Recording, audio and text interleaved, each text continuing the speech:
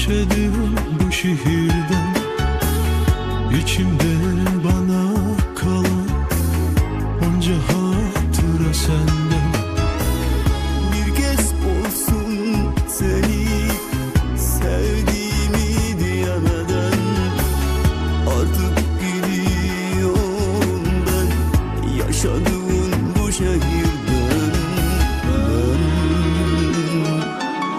bu şehir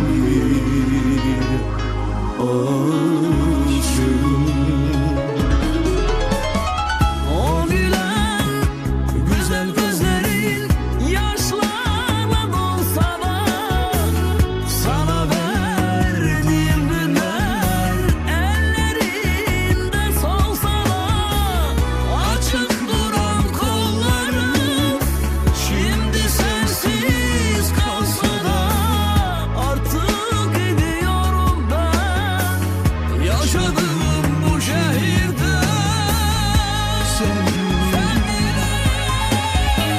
O gülen güzel gözlerin yaşlarla dolsa da sana verdiğim günler ellerinde solsa da açık duran kollarım şimdi sensiz kalsa da artık gidiyorum ben yaşadığım bu şehirde.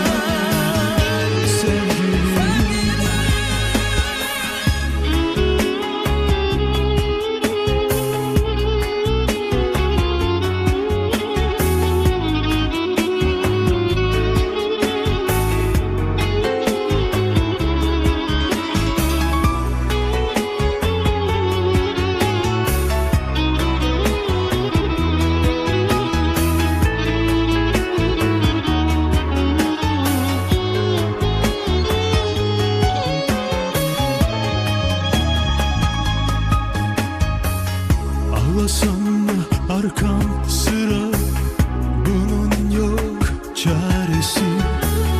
Aşkın içimde hiç dinmeyen gönül yaresi. Sen yoksun ya şimdi mutluluğun son gecesi. Artık gidiyorum ben yaşadığım bu şehirden. Ben